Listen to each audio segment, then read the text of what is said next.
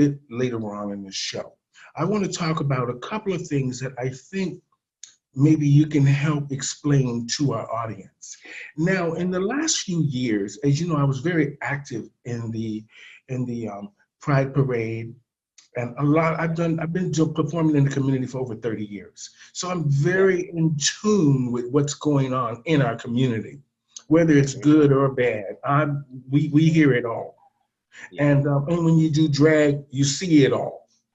Yeah. So um, there has something that came up a few years ago about a group called Black Lives Matter. Have you heard of this group? I Are you have. part of this I know group? people that are part of it. Okay, you're not a part of it. No, I'm not a part of it, but I do understand the work that they're doing. I appreciate the work that they're doing. Yeah. Okay. Can I just ask a couple of questions because um, for me, I had a few issues with a lot of the, let's just say, how they did things. So maybe you can clear it up and I'll have a better understanding in my mind. And to the people that are watching, what happened? Now, why do you think Black Lives targeted the Pride Parade, the gay Pride Parade that includes us all? I think the reality is that Pride, and in and of itself, the history of the Pride Parade is a political history.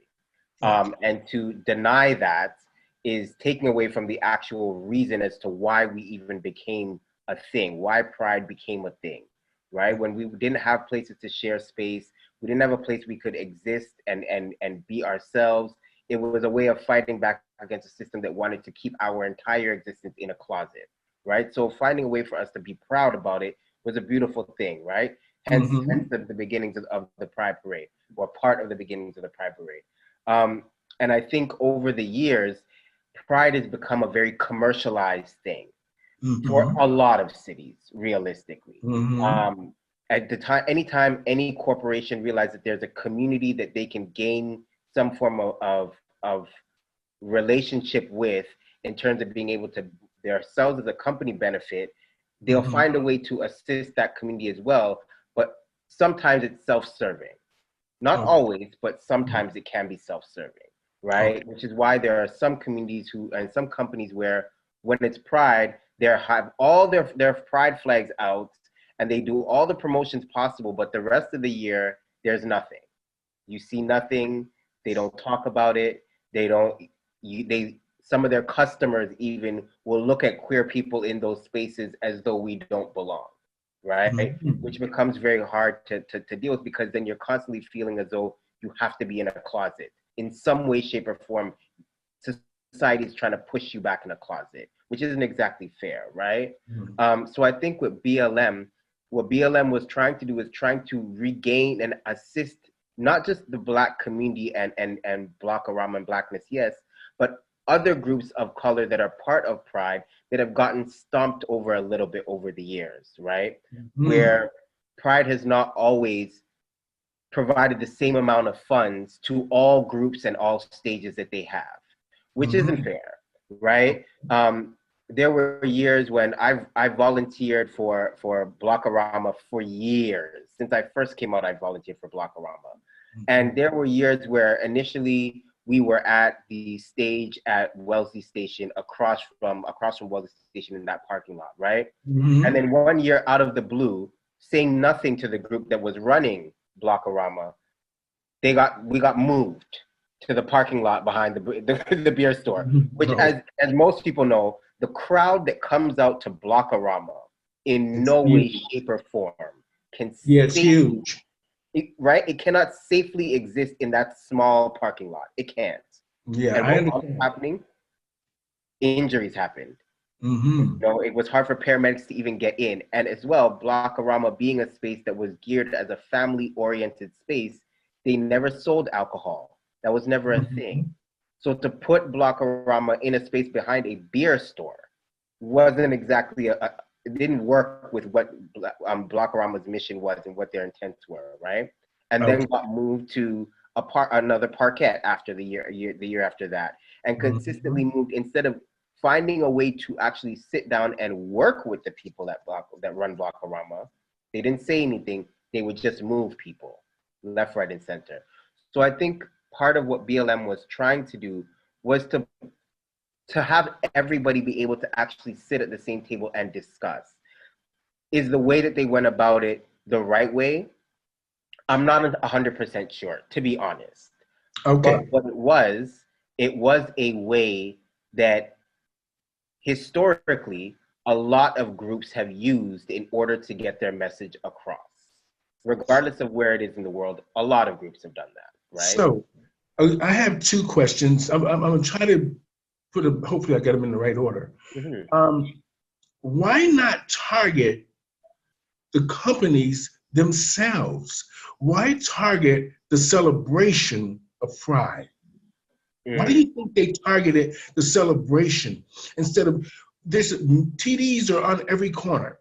Mm-hmm. These different places that support Pride are on every corner. Why not target their businesses? Why target the celebration of Pride? I think a part of the reason as to why the choice was to target Pride specifically, and I could be wrong because I'm not part of BLM, but I Okay. think a part of the reason is because of the fact that Pride in and of itself is meant to serve the community, Okay. right? And in a way that corporations are not able to, are not equipped to, and were never set up to, right? Pride was set up as a community thing. It was the community that started Pride. So I think it's a way of reminding Pride to get back to how they started, and it being a community centered thing and focused on community and less about necessarily a lot of financial support that they might get from corporations. It's still important to encourage the community to still be involved and speak out on behalf of the community, because the reality is that Pride in and of itself is what people look at first. The rest of the world doesn't look at Blockorama. The rest of the world Mhm. doesn't look at the South Asian stage. The rest of the world looks at Pride, Okay. right? That's how Mhm. people see it. They look at Pride. That's the reality of it, right? So Okay. Pride for people speaks for everything. All right.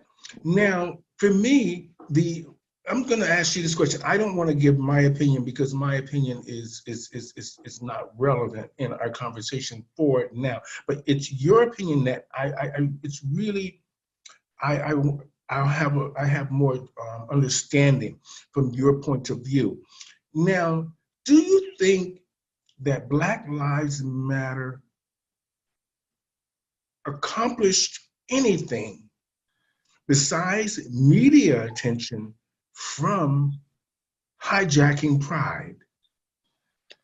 I think they did accomplish actually a great deal. Out of and I can't recall offhand all of the points on their list of what they wanted to accomplish, but they Mhm. accomplished quite a number of things. A big thing for the community, for a lot of people in the community, was the existence of police presence. And the reality is that historically, the police and the queer community have not always had the best relationship, Mhm. unfortunately. But historically, that's been the case. Whether it's through raids on bathhouses, whether it's through, personal opinions of some people who have been part of the police force over the years towards gay people, even so much as recently with this unfortunate situation where there was a serial killer that was targeting people in the community. The initial response from the police was not something that people felt supported by the police, right, in that Mhm. way. So if an entire community is saying to you, hey, this is our concern, and your job is to serve and to protect, then how are you Mhm. serving if you're not honoring the concerns of your community that you're supposed to serve, right? So Mhm. for a lot of people in the community have a negative response to seeing police uniforms, whether it's due to how police have shown up in the communities and intersections that people have taken a part of. But I think that was a big trigger for a lot of people. So it's important for them not to have that in the parade. Did they accomplish Mhm. that? The following year, there wasn't any police in the parade. Are police still around? Of course, because their job again is to serve and protect. Do they Mm-hmm. necessarily need a float to be able to do their job? Not necessarily, because without a float or with a float, if you have men who are and women who are hired to stand around and serve the community and protect the community from any outside danger, then they're still doing their job.